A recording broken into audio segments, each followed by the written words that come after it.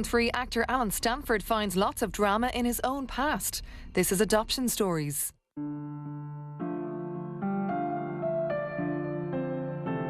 Adoption was legalised in 1952, since when over 40,000 adoptions have taken place, affecting nearly every family in Ireland.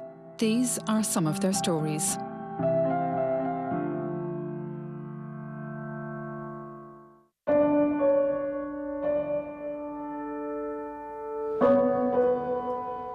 Alan Stanford was born in England and grew up on the Isle of Wight.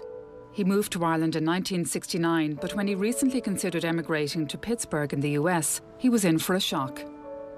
I was applying for a green card for America, and one of the prerequisites was a long-form birth certificate, which I'd never had, so I sent off for it.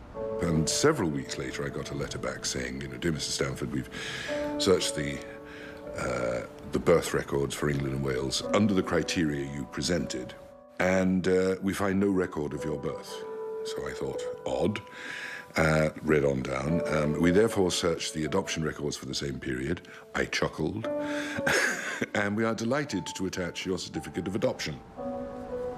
I mean, it did shake me slightly, but not to the extent of, oh my God, I have been deceived all my life, but just simply because the surprise of it. If I were 25, I'd probably be in a terrible emotional turmoil. But I'm 62, so I'm not. I always thought that I was born in Liverpool, but my mother would never confirm it. Any question about where was I born was always greeted with oh, you don't want to know about that, that's nothing, She always dismissed it. She never told me a lie, but she never told me the truth. Back in the 40s, illegitimacy was a very severe stigma. But I suspect that was what the thing was, that they wouldn't have wanted me to suffer from the stigma of illegitimacy, and that they themselves possibly tried to brush it away.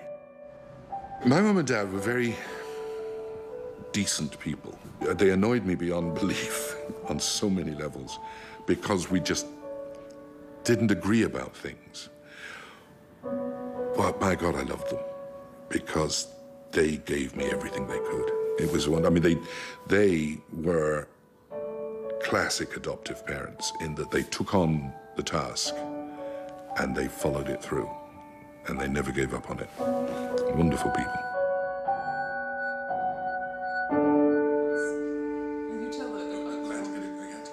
In Ireland, adopted people are not entitled to their birth information, which includes their original name and the name of their birth mother.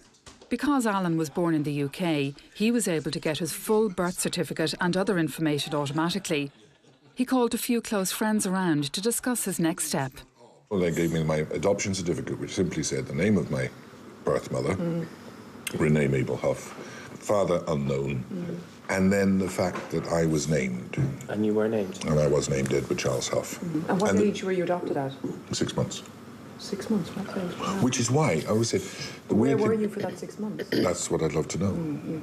What was interesting was that she did name me. That surprised, because it wasn't common. Really? No.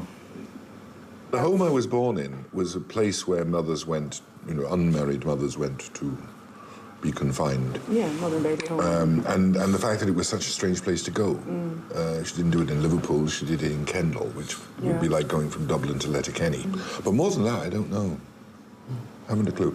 And none of, because of my mother, my adopted mother's dead, all her siblings were dead. How can you find out? Nobody ever said. Is there anything you're hoping to find? Renee Mabel Huff. So what's the next step now? Where do you go from here? I suppose we have to start in Liverpool. We know the address that she lived in, and we know where she went to have me, if there is a trail there. The address registered for his mother at the time of his birth is in Bootle in Liverpool. Alan met genealogist Judith Moore there to visit the house. And this is number 62. There it is. That's where she lived. This is where she lived. It's a nice size house. A nice size house. And yeah, she was probably lodging here. Yeah. You were born in Kendal. Yeah. Because there was a Liverpool connection with the Liverpool City Council for the mother and baby homes up in the Kendal area. St Monica's was a church mother and baby home, so no specific denomination. A lot of them were Roman Catholic up there. But she would have gone up about 6 weeks before the birth and stayed till about 6 weeks afterwards. And then presumably come back to here. She couldn't have come back to a boarding house with a child. I mean, how difficult would it have been for her to have kept me? It would have been a really hard life for her, with no support at all. But to suddenly think there was a woman who lived there that I never knew, who was my mother. Yes, indeed. It's odd. Yes. In terms of your birth mother, I think we've gone as far as we can in Liverpool. Yes. There's no record of a birth in this area for her.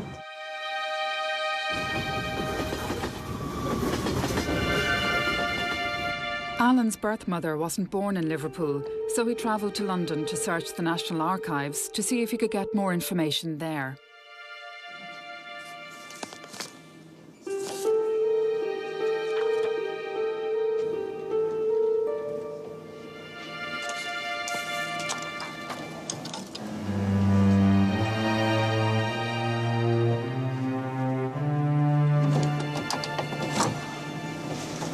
Okay, there we are. That's her name.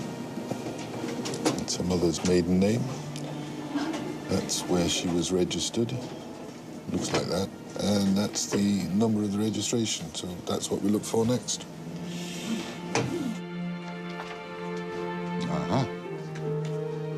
Okay, so this is a copy of the certificate from the General Registry Office.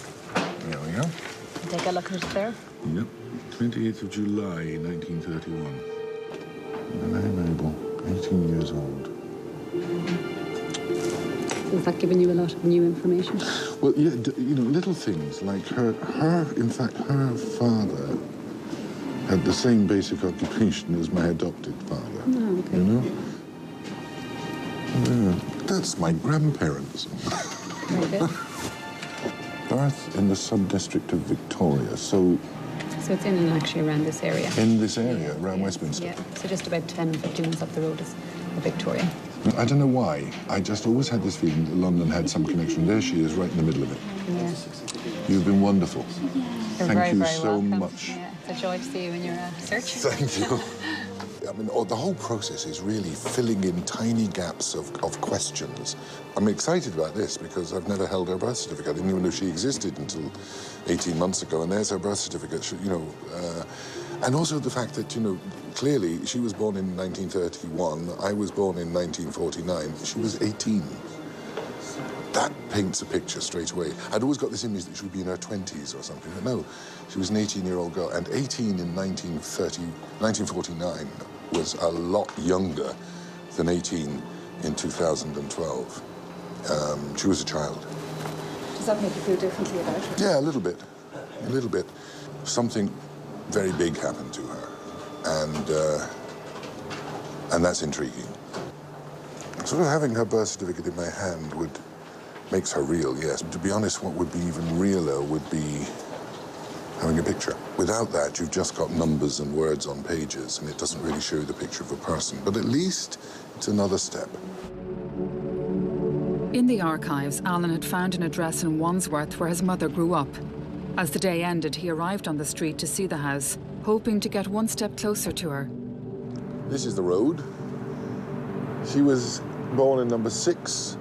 They're all the odd numbers. And the first bit of bad news is the even numbers have gone. So wherever she was born, it was somewhere along here.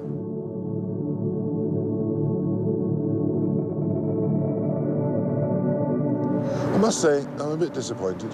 I think it would have been nice to see the house. I was just working out she wasn't quite 18. And that was very young.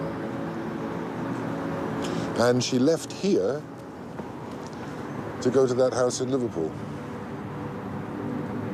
And I'd love to know why. Why she didn't have the baby here, me. Why wasn't it here? I think it must have been the shade. At least from the look of it, They were very nice houses to live in. So I hope she was happy here. At least for a time.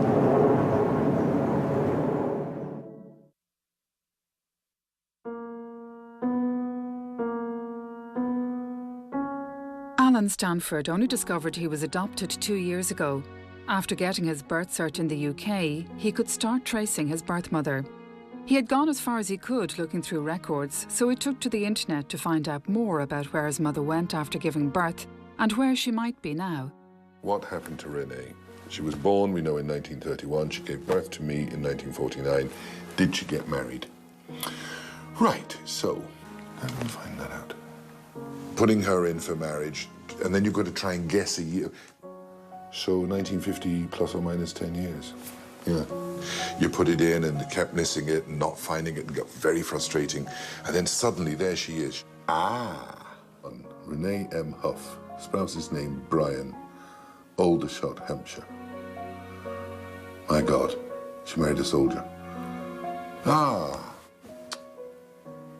She got married. Okay, did they have kids? Another search, another frustration, and then suddenly, bang, in front of you on the screen. Eileen M. Bryan, Dawn Renee Bryan, Dawn Renee Moody. That's the same person. How did that happen? And then slowly it dawns on you and you check it out and you discover that Renee married again. Renee M. O'Brien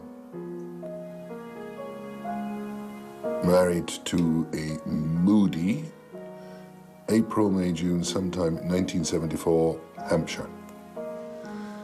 And then it all makes sense, and now you've got a picture of the whole family. And I find it wonderful. I mean, seeing that information as it popped up on the screen, the joy of, my God, I've got a sister. My God, I've got another sister. You know, it's just, it's incredible. I'm not going to say it's fascinating or it's really interesting or it's great. I love it. That's the next step. Before meeting sisters, before anything else, it's finding out is she alive or dead.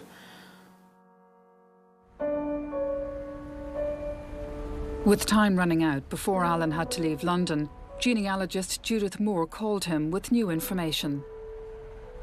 Well, I have done a little more digging, and I'm afraid I do have some bad news for you. I found an entry on the GRO index for a death on August 2009. 2009? Of a Renee Mabel Moody. That's her. So she died in 2009?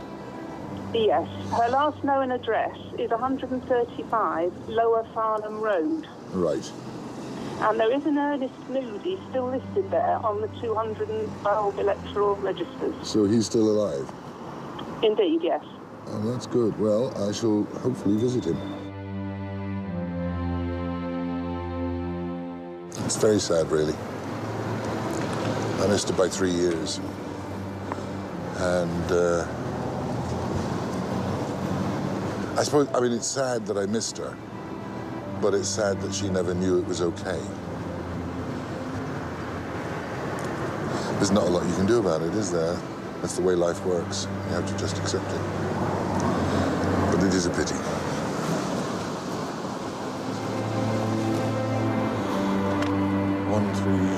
Must be 135.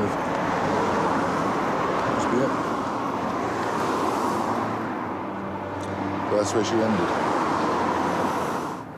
But I can't go in there. I don't think it'd be right. There's an old man in there who is no blood relation of mine, and who may know that I exist, but equally may not know. And I don't think I have the right to knock on his door and be the one to tell him. And I know behind that door there's a photograph of my mother.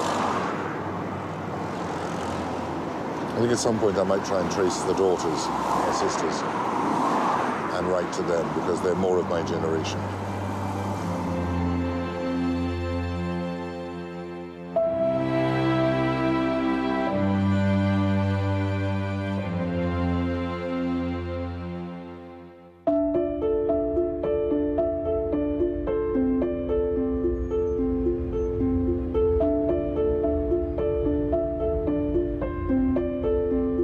I remember, you know, standing outside that house and feeling this may be the end of the line and being very down about it. I went home with that sort of, there was a sense of finality to it that I couldn't go any further at that point. And then, quite literally a few days later, I got a message saying, we have an address. And it was the address for Eileen, who was the eldest. So I swear to God, it took me 3 weeks to write the letter. You know, I wrote this long, very complex letter saying, beginning, you know, if you are who I think you are, then this may come as a terrible surprise to you, but I think I'm your brother. 5 days later, 6 days later, I got this unbelievable email saying, you know, dear Alan, I've been waiting 45 years for this letter to arrive, and it was quite extraordinary. She said, you may be surprised to know you don't have 2 sisters, you have 5 sisters and a brother, which really, you know, you think, oh my God, I went from being an only child to the eldest of 7. So I got the opportunity of going back over there a few months ago and met them all. There are, you know, you sort of think, well, I'll tell you what happened. I don't know what happened. I can't tell you what happened. All I know is that over the course of a day, I met each of my siblings, and by the end of the night, we were making very merry. After a very successful family reunion in England, Alan's sister Eileen travelled to Pittsburgh to tell him more about their mother. She was the only one of Reenie's 6 children to know about him, and this is just the 2nd time they've met. She had a bad time with her father. I don't know all the ins and outs. I just know that he was not a pleasant man. She left home at 14, vowing never to return while he was alive, and she didn't. And she went to her grandmother, her mother's mother, in Liverpool. That's right. And that's the house that we found in Liverpool. Boarding which is house. on my birth certificate. Yeah. This could have been around the time that you were conceived. I think she was Christine 16, 17 then. Yeah. Grandparents were keen for her to pursue and a career in the nursing career in that she nursing. wanted. And that was why I got given up. Yes, yeah. That must have been just so hard. I couldn't imagine a more maternal person, and I don't think she ever really, well, she didn't ever forgive herself. There was never any clue as to who my father was. No, I did ask Dad when I talked to him about when you wrote. I asked if he knew who your father was, and he didn't. He said he doesn't know. I think that's a secret we'll never find the answer No. to. And then it didn't get any easier for her, did it? She married your father. I was born just 4 years after you, and we moved to Ireland when I was 6 weeks old. But it was not a good marriage. After 2 years, I think she won a raffle in a village fete. She won a pig, and she sold it for her passage home. She came back to Lower Farnham Road. The one I stood outside. Her mother had lived there since it was built, and so she remained there for some time until she met the love of her life then. Our stepfather. Our stepfather, Jim. She'd been a remarkable woman when she was younger. She joined Mensa. She was a member of Mensa. She was very intelligent. She went to musical appreciation classes. She really loved the arts. She did. Her house, when you do get to see in there, and we've cleared out so many books, we grew up on classical literature. But at what point did you find out that it wasn't the 6? I had over many years picked up clues that I thought I had a different father. At the age of 14, I was a cantankerous teenager, and I thought I'm going to confront her with all of the facts over the years that I've picked up. It was a time for opening up, and she not only told me about my father, she told me about you, and she told me, you know, how difficult that had been to give you up. And she said she'd, you know, had a little boy, and she named him Edward Charles, and then she'd had to part with you. But we had a real heart-to-heart that night. That was the night my mum became my friend. Yeah. And, yes, excuse me. That's all right, it's all right. So at that age, at 14, I said, let's go find him. I want to meet him. And she said, we can't do that because of the adoption rules. You had to be the one that made contact with us. And did she sort of hope that I would? Yeah, we both did. We waited and we waited, and for a long time just expected you to just get in contact. Yeah. But she never forgot. She never did. I mean, she showed me a photo. There's a couple of you baby photos. I think there's one still at the house, but there was one she showed me, and I kept that one. She wrote something on the back. Rumble tummy, rumble tummy, and you've got the biggest feet I've ever seen on a baby. Later on in life, she had cancer, and when they told it was palliative care only, she wanted to go back to Kendal. Where I was born. Where you were born.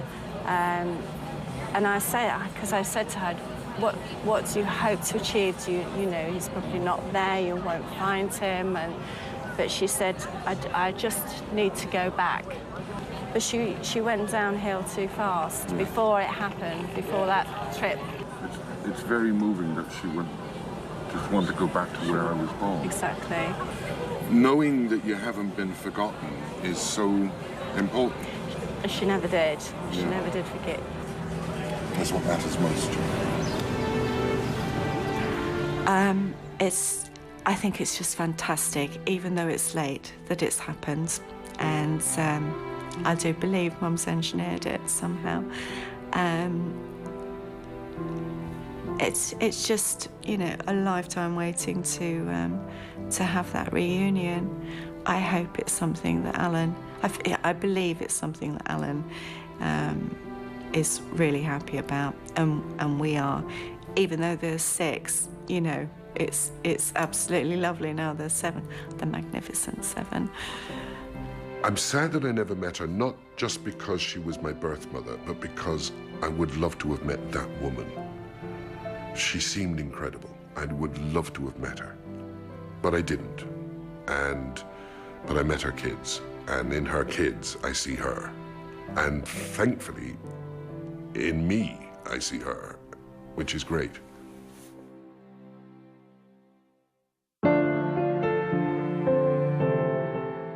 If you have been affected by any of the issues raised in this programme, please visit our support page, www.tv3.ie/helplines.